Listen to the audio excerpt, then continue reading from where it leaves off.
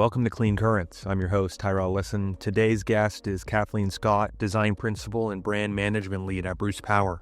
Kathleen has over a decade of experience as a designer and has led creative teams within the nuclear industry. She knows firsthand how strong branding and thoughtful design can shape the way people think about nuclear energy. We'll talk about her career journey, the role of design in energy communication, and how creativity helps drive the nuclear sector forward. Let's jump in. So thanks for joining today, Kathleen. I always like to start in these types of conversations, or just any type of conversation where I'm talking to another creative, is around the idea of like what first sparked their creativity. And I know for you as a graphic designer, and that's where you really cut your teeth. There must have been a spark. There must have been something that you saw that you were like, wow, I'd really like to do that myself. Was there one of those for you? I don't know if there was a specific project I saw, but just growing up, I was always the creative kid. I liked to draw and paint, but I also liked to write, and I loved having a project. Well, whether it was like a school project or a personal project, I was the kid who could sit at the kitchen table for extended periods of time and concentrate on one thing and work on details. And like I remember doing science projects, and my favorite thing was to design the science project, the board, with the display. But I did really like the research part of it and writing it. And, when I think back at that, of course, I'm a graphic designer, like being able to organize information, find a hierarchy within the information, and, um, you know, tell that visual story of this thing and problem solve too. I think that's really huge as a graphic designer. You're solving problems in a visual way, and I think that's something I've always enjoyed, whether I knew the name of it or not, or what it was. Going through high school, I took every art course our high school offered. We were really fortunate. The high school I went to had a great art program, and they even offered computer art, that they called it at the time, where I learned how to work Adobe Photoshop and Illustrator. And when I applied to post-secondary schools, I applied to fine art programs, but I did apply to one graphic design program, not really totally understanding what it was. And I went to that portfolio interview, and I was fortunate that the dean of the program was speaking that day, and he spoke to all the people that were there for the interviews. And after hearing him talk, it just clicked. I'm like, that's what I want to do. I didn't really fully understand what it was. And even I remember the portfolio interviewer at that time looked at my pieces, and it was a lot of fine art stuff with, other things mixed in. And he said, "Oh, I can tell you're more of a designer than a fine artist." And I didn't totally know what that meant at the time, but yeah, now I could see that there was a lot of influences of typography in my work, and um, just a lot more of that commercial art rather than fine art in my work. So it just something I always gravitated for. And then going into post secondary, I loved the graphic design courses, and it just clicked. So it was just kind of felt like a natural progression to find graphic design the way I did.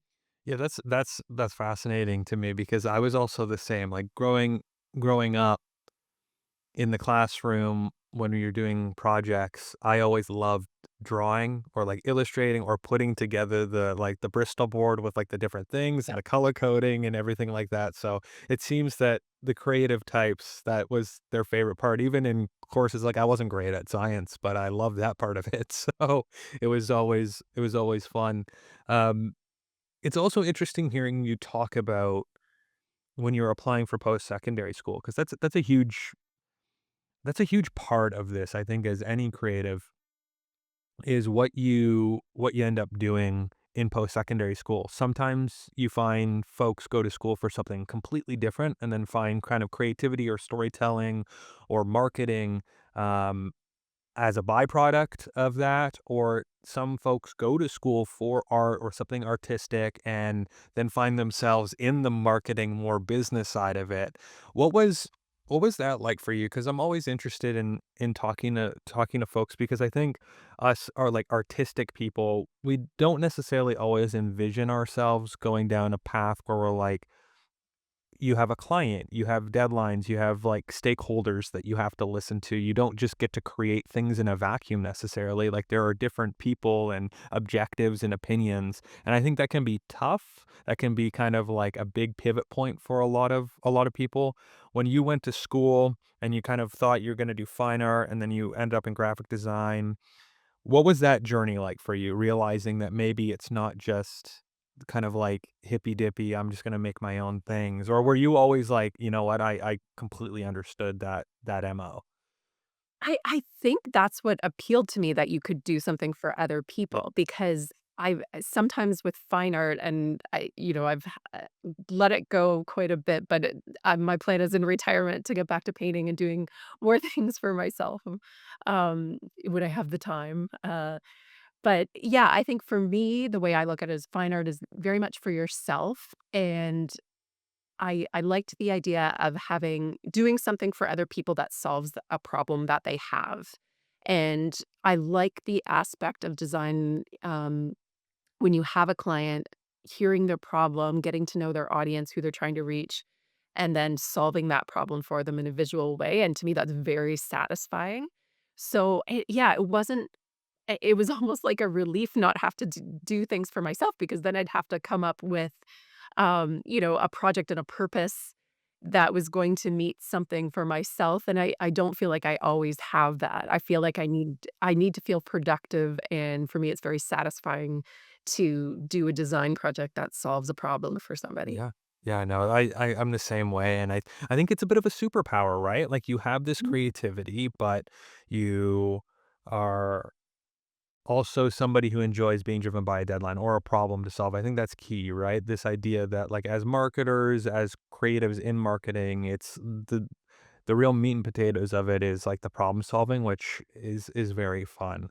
Um, Now I know I think this will be interesting for a lot of people, and I'm interested myself, having worked with you for quite a few years at this point. Is how did you find yourself working in energy, right? Because as people probably listening to this podcast when it comes out knows, Big Red Oak, we work a lot with clean energy. We work with Bruce Power. You've really worked and led a lot of different initiatives and creative and marketing at Bruce Power. How do you how do you find yourself working there? I don't think a lot of people think when they think Bruce Power and they think about nuclear energy and they think about these types of things, they don't necessarily think about communications, marketing, storytelling, creativity, even though there's lots of it there. Tell me how you kind of found yourself working in the space. Yeah, I certainly fell into it. I didn't envision when I went to school and, was getting into graphic design, that I would end up in the energy space, and more specifically nuclear. I did grow up in the area close to Bruce Power, so a lot of my friends' parents, worked at Ontario Hydro growing up. I didn't know a lot about it. It was just kind of always there, but I didn't see anything there for myself creatively, so it was never really something that I had considered. In 2008, when we were going into recession, it was very, very difficult to find a full-time job, let alone a job with pension and benefits. And around that time, I was, had been out of school for a few years and had done a few different contracts at smaller places. And this job at Bruce Power had come up, and it was actually the first time they had hired a graphic designer. It was a newly formed job document.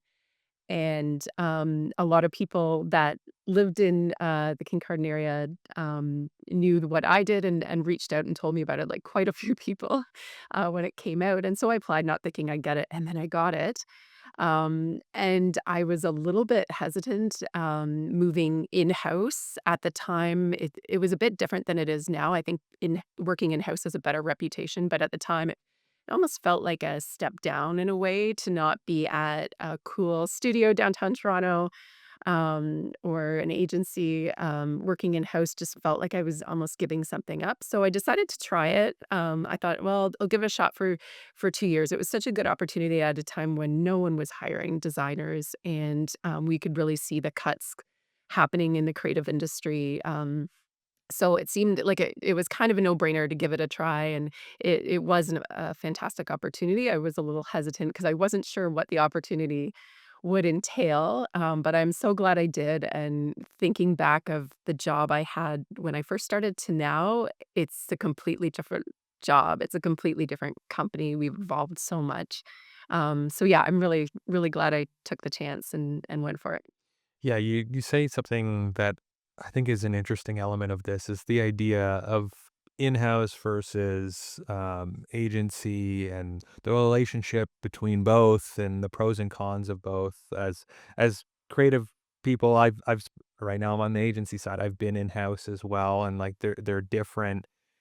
And you talk about kind of the reputation it once had and how that's kind of shifted. Now you've been at Bruce Power for over a decade, and now you, like, lead this creative strategy team, like you said, you started this graphic designer, this very new role, now you lead a team. I work with some of them, they're great people, you've built an awesome team at Bruce Power. How have you seen, like, attitudes around creative and storytelling change over time, both internally, because I'm sure there was some adjustments being made internally, people have to get used to that and think about it for the first time, but also externally, the public, some of the areas around Bruce Power where we all know nuclear in particular, there's a constant kind of relationship between somebody like Bruce Power and the public and some of the different groups and audiences, and you have to keep that dialogue open. How have you seen those attitudes around that kind of creativity and messaging change over time? Yeah, it's been fascinating to watch. I've been with Bruce Power for about 16 years now. And when I first started, I would say the communications that I was asked to put together were very informational. So we were putting out a lot of facts. We were getting, um, the factual information out to the public, out to our employees.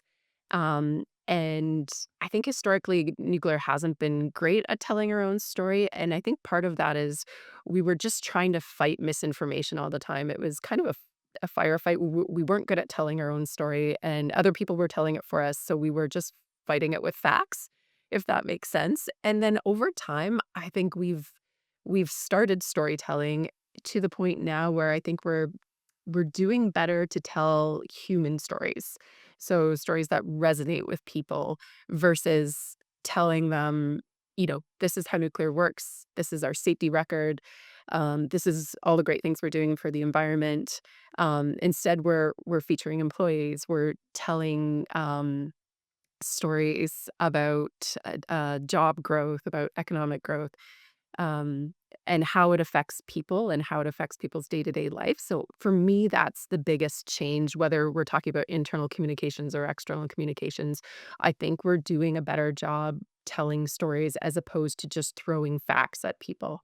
Yeah, that's interesting too because like I guess at the core, I think sometimes, we work primarily in the B2B space. There's a stigma around that. Again, we talk about in-house versus agency, B2B versus B2C, and one of the things that comes up all the time is that B2B can be stale. And I think that's not true.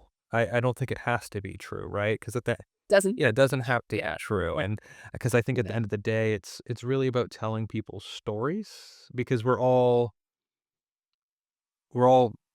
consumers. Even if you're kind of marketing towards another business, who's on the other end of that business? Well, there's people, and what do they care about? They care about those kind of shared experiences or things that they can relate to.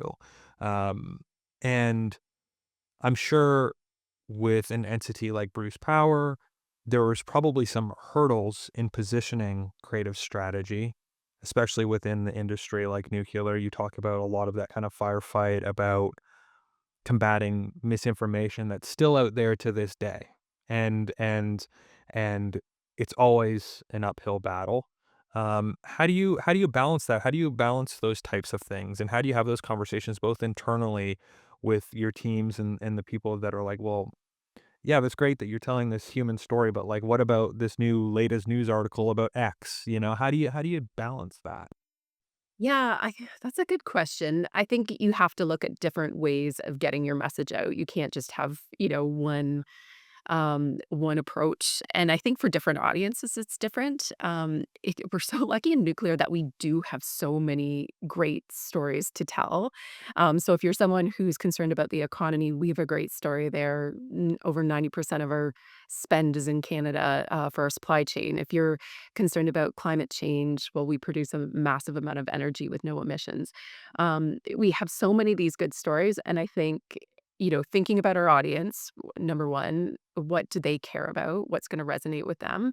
But then how are they consuming their information and how are we reaching them? So some people, a video profile of an employee is going to be great and it's going to resonate. But other people they do want more of those tangible facts and how are we, showing that information. So some of those more hard hitting numbers and factual stuff is great, but also thinking about how we're presenting it and making sure we're looking like a modern, innovative company while we're doing that, because it's really easy in this space when it's so technical to kind of fall into something that's just not going to resonate with anyone. So yeah, it's tough, just finding that middle ground um, between presenting factual information, but not losing that human piece that's gonna resonate with people. One of the kind of parts of all of this in terms of working with a brand like Bruce Power, you talk about it like the evolution over time too, because audiences change, opinions change. I think we'll talk about this a little bit later, but I think the general public's opinion on nuclear has done almost a completely 180 in the last like 3 to 4 years. Um, but yeah, you have to stay relevant, you have to stay on top of things, and one thing I was interested in talking to you about, because I actually don't know a whole lot about it, was the Bruce Power rebrand in 2019. Um, what was the catalyst for that? I think I talk to companies, like, almost every week, and we talk about their brand, and we often talk about their brand because they come to me with a problem that is almost a symptom of actually, like, a brand problem. Um, what were some of the insights for Bruce Power to do a rebrand? Yeah, this is one of it's probably my most favorite project, having and I'm so proud of it, having done it all in-house. And it's interesting what you said there about clients come to you with a problem, but it's a symptom of a bigger problem, and that's exactly the catalyst for this. So it was interesting. The communications team at Burst Power was doing sort of a workshop with an external consultant about our messaging, our key messaging, and it was really all around consistency with voice of messaging. So looking at our key messages and are we all writing in the same Bruce Power voice? Or is there consistency there? And the creative team, luckily, was invited to that as well. And we were given, just so we could participate in a meaningful way, given sort of a task to come up with mood boards for each of our key messages. So they kind of bucketed uh, some themes together, and we were supposed to come up for mood boards. And I was just kind of like, okay, we got to get this done. And then we started to get into it, and the team, you could tell there was frustration there. And they wanted to do it, but they didn't wanna do it, and then they were like, "This is" like, it felt like there was a lack of direction there to do it, like, sure, we can throw some photos on a page and some color, but, like, what does it mean? And overwhelmingly, we all collectively felt on the creative team like we needed to take 3 steps back and say, "Wait a minute, what is the overall brand? What are our key messages and how do these all work together? Like, what's the bigger strategy?" And like, we just felt like we couldn't really move forward in a meaningful way without doing that. So that was the catalyst for the brand, refresh, redesign. And I'm really proud of the work we did there because we really, took the time to stand back and do it right. We did a massive brand audit. So we bucketed things like, typography, color, logo application, but also like merchandise and our vehicles and our uniforms and stationery, like all the things, our advertising. And, we split up all these categories and we did a deep dive brand audit. And, once you do that, you can't unsee it. We put it all up. We showed our comms team. We had kind of follow up workshops after this. and said, "Okay, guys, this is what our advertising looks like. These are what our publications look like all together." And a lot of these pieces individually were award-winning pieces, but when you put it all together, it was looking like it was coming from a couple different companies. That consistency in storytelling wasn't there. The brand was going in different directions, and it really mirrored what was happening with our communication. And again, like such talented communications folks that we work with, it wasn't that. It was just this couple steps back we needed to take in terms of our brand, to really like make it feel cohesive and more effective. It's interesting too because you're dealing with a large organization. So you're dealing with like a ton of different stakeholders. People have tons of opinions. Yeah. I'm sure there's multiple rounds of like approvals and just getting people on side. And with something like a rebrand, when somebody probably in like senior leadership hears rebrand, it can be a scary proposition because as you talked about, like it's everything from like the swag that we wear to like the sign that's on a building outside. And that can also be, it can be costly as well. What was it like getting everybody on side? And what were some of the things as, as a creative, as somebody like leading this, what were some of the things that you used to kind of get people on side? How did you persuade people? Yeah, well, when this exercise started out, it was never a rebrand. It was more just like, "Hey, let's make things more consistent."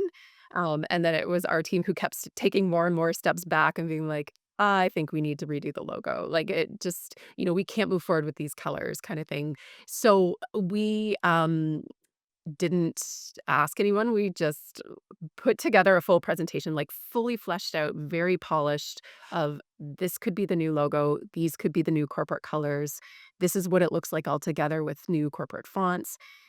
We put it together in a way that like and we had it side by side with the old brand and you couldn't unsee it. And even if you didn't know a lot about graphic design or corporate branding, you could see that the new version was better. And one of the best things about working at Bruce Power is that design is valued by our senior leadership.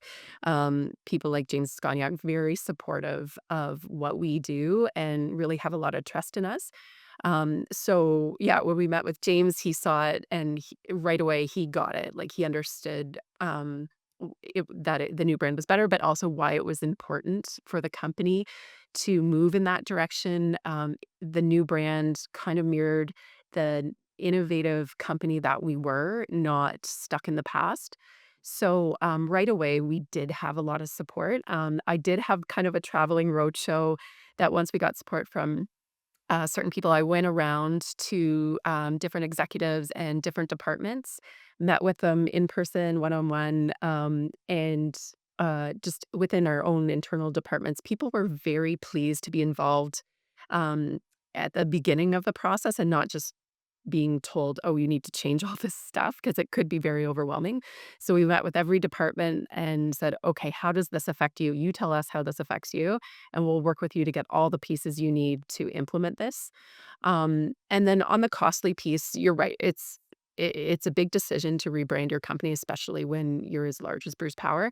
So we took the approach that we would update things as they needed to be updated. So we're not going to go and buy all new uniforms, but every time you buy a new uniform, it's going to have the new logo on it. And same with the thousands of procedures and documents we have. Every time a procedure is updated, it's updated with the new logo, and that was a much more um, digestible approach for people making those decisions. It was never meant to be a resource draining exercise. It was more meant to have our brand echo this innovative company that we were becoming. It was right before our major component replacement program was starting.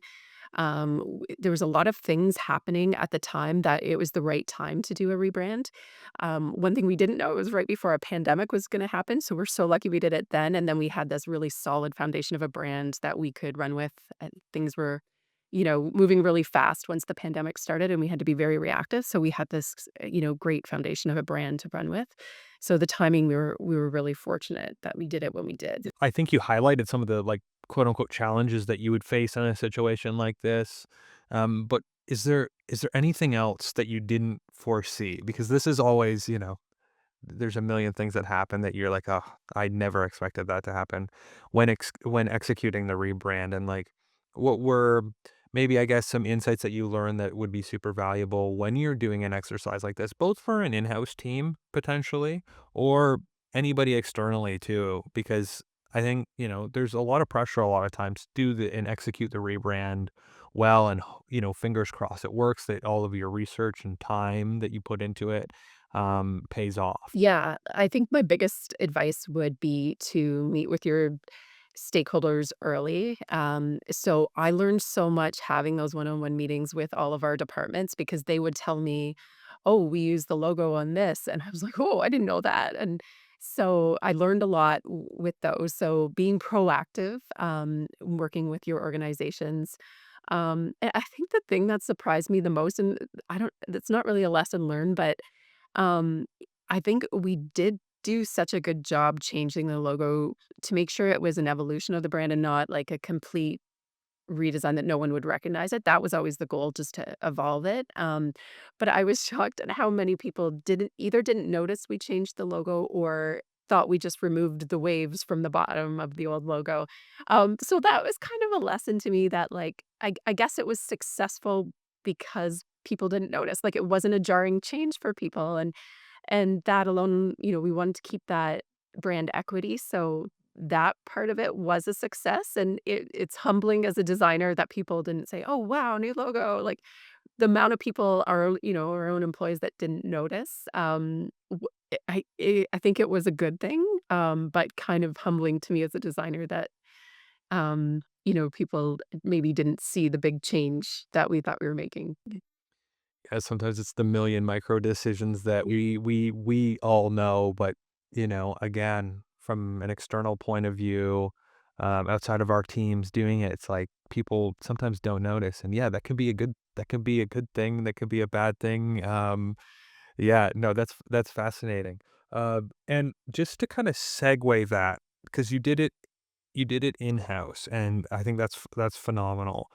Um, and we've talked about it a few times so far, this idea of in-house creative teams. How have you seen that evolve over time? Because as you said, 16 years with Bruce Power, and I know you're very involved with different organizations and talking about in-house teams and the power in a good in-house team, the benefits of it.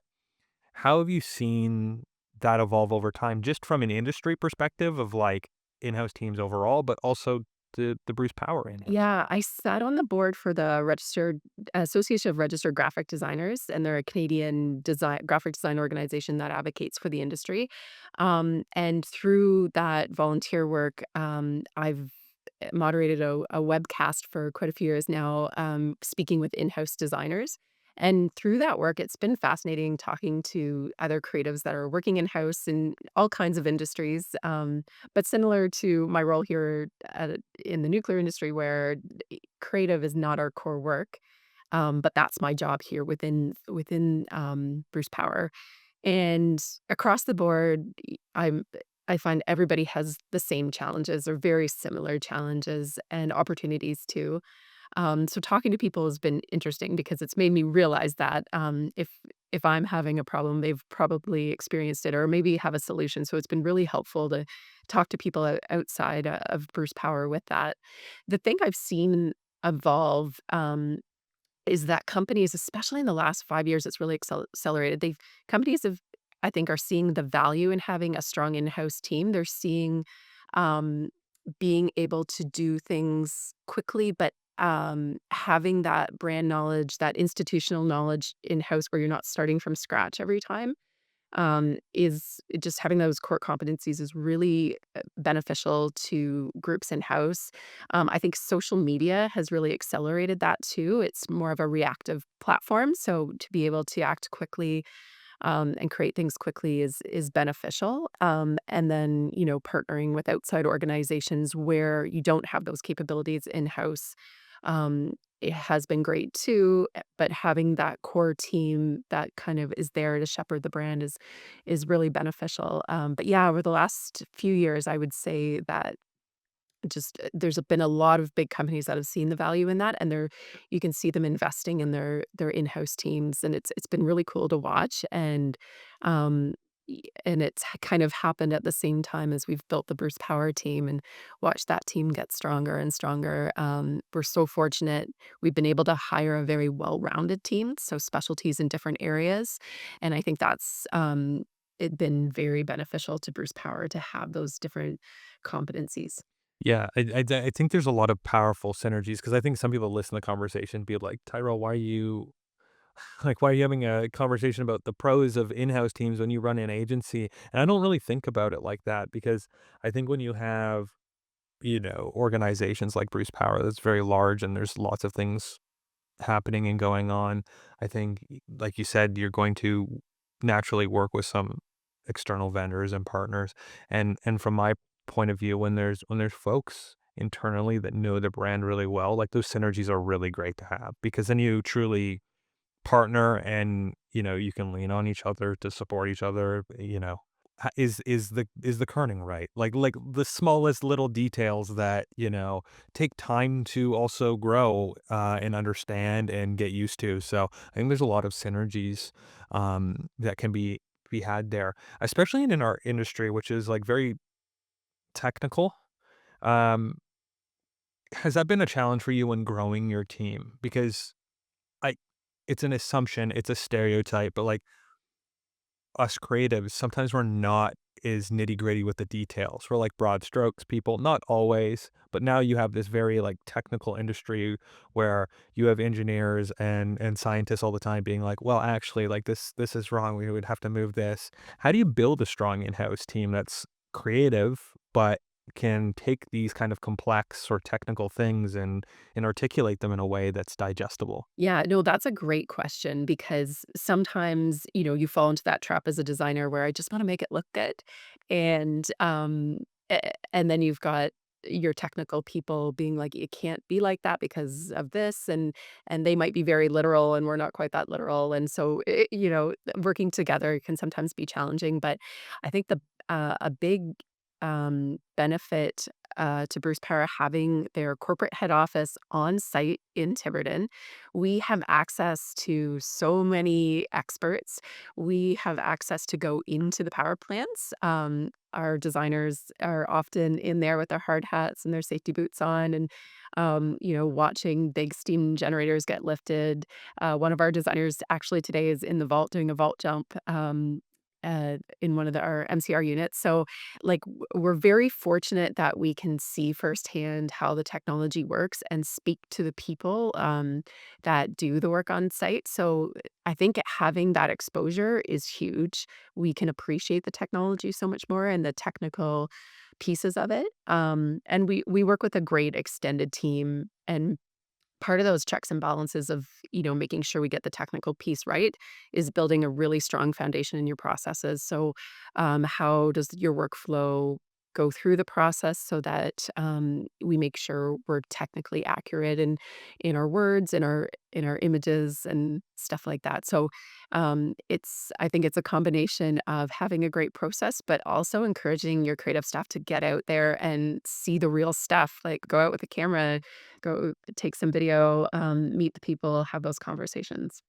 Yeah, no, that's so important, right? And, um, yeah, just being there, kinda getting your hands dirty, so to say, to just really understand everything. Yeah. Um, Another interesting thing for me, I wanted your opinion on this. I think generally when you talk about marketing and you talk about advertising, a lot of people think splashy big agencies, they think Mad Men, they think these sorts of things, and, you see a lot of, like, awards and, like, flattery and patting each other on the back, which I think that's good, right? Because who doesn't like to be applauded for work well done? But that a lot of that perspective is from an external side. In-house, I know, we were conversing over email, and I've seen a lot of this work, whether it's like your essential elements campaign around isotopes or the no nuclear love nuclear. These are award-winning campaigns, and that's something to be really proud of. What does it mean for in-house teams like that to go after awards like that and then, receive, uh, awards like that? And have you seen that change too over time in terms of the acceptance of that and kind of the accolades that you can get from doing in-house work? Yeah, I we are really proud of that, and we have such a great team that's, worked on a lot of this stuff over the years, and, a part of working in-house, there is a bit of a sad truth where sometimes an external voice, um, is listened to more than an internal voice. Um, the I there's a story, I won't get into the details, but for years I was saying something, and then we brought in an external, consultant, and they said the thing once that I've been saying for years, and then they get listened to. So, I think there is something to be said about external validation, and whether that's awards or, you know, being involved in outside industries, or associations, there's value in that. And for us in house, we're not looking to get clients externally like an agency might be, but I think it's helpful for us to be able to point to those awards if to our internal clients and say, we know what we're talking about. We've been externally recognized. We're best in class, and there's a lot of value in that. And I know our organization's really proud of those awards too. Even though they're a bit far removed from our core business, the idea in nuclear of excellence and excellence in anything you do there at the company is valued. So we're really lucky that way. But yeah, I think it's important to get that external validation through awards, and more I see in the awards some in-house, projects creeping in there more and more over the years, so that's really great to see too. It's breaking that stigma of, in-house is boring, the work's not as good, so it's great to see. I kind of alluded to it. We're at that point where I wanted to talk about this idea of the 180 or the evolving flip, or evolving kind of conversation around nuclear. And there's a lot of nuclear renaissance. That's the buzzword. Everybody likes to use that one, um, and it gets me excited because I'm like, obviously, I'm all for it. But it's not the first time that it's been said. And I think having looked back at it, I haven't been in the industry as long as you have. I'm a lot newer, and having conversations and seeing some of the things out there, I'm interested to make sure that, we don't repeat some of the same things that kind of happened in the past. So to ensure this kind of continued support, I think we could both agree that communicators, storytellers, creatives, they have a huge part to play in that, because we need to help articulate sometimes the dense, sometimes the confusing, sometimes the esoteric into something that people will kind of get on board with. What would be your advice or guidance, having been in the industry for so long, for ways that we can actually make sure that this time, this nuclear renaissance, we're well prepared to make sure that we don't kind of go back to a period where the support dwindles again? Yeah, it's been fascinating to watch this sort of excitement around nuclear, and even the people that aren't excited about it, they're okay to talk about it. I remember when I first started, outside of work, it was very frustrating to have a conversation about nuclear in general. People were very skeptical of it. Right away, their assumption was it's bad, and I felt like I needed to prove why it wasn't bad. I felt like I was always on the defensive talking about nuclear. And I don't feel that anymore. It's been fascinating to watch the shift of people's interest in it, acceptance, even if they wouldn't call themselves pro-nuclear. They're interested to learn about it, and that's so great to see. I think the technology has a lot of benefits, for our world at this point. I don't know how we get through climate change without nuclear, so it's been great to see. In terms of keeping not falling into some of the traps that nuclear's fallen into before.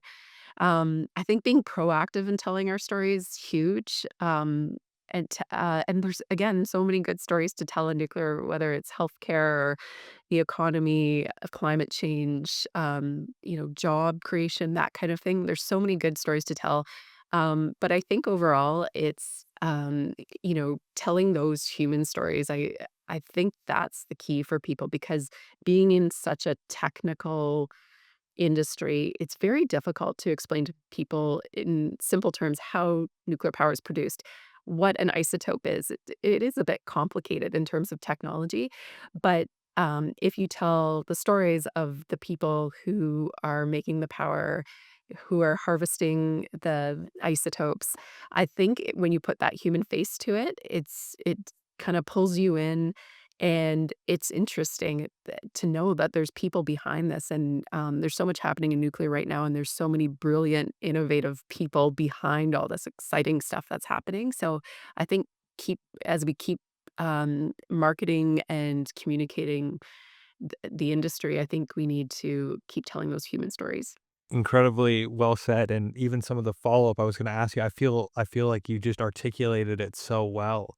Um, I think then in wrapping, I think one of the big questions that I have and I like to end with, similarly like how I like to begin with, is if you could give one piece of advice to somebody that is a creative professional and they're looking to work in energy, and a lot of us we don't necessarily look to, we fall into it and we come to love it and be like, this is great. But I think the next generation or subsequent generations are a lot more versed in the issues at hand, and you're seeing um, a lot of people seeking these things out. I speak with institutions across the nuclear space, and they couldn't fill, high school like info sessions or university info sessions in the past, but now they have to turn people away because so many people are interested in it.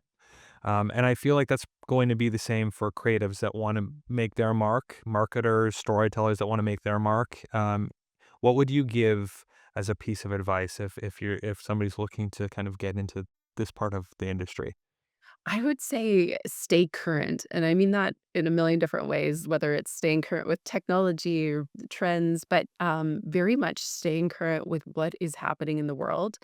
Nuclear and the energy industry in general is very political. Energy policy is, decided by politicians and their voters, and so understanding what's going on in the world, economically, politically, environmentally, socially, it when you have a good understanding of that, it gives context to what's going on in the nuclear industry or the energy industry, and, it also prevents us from creating pieces that are tone deaf, right? Like, we need to have a good pulse on how people are feeling right now, what are their concerns, and I think as we move forward with nuclear, we need to be asking the questions, how is nuclear making someone's life better? How are we what's the potential it has to improve people's lives?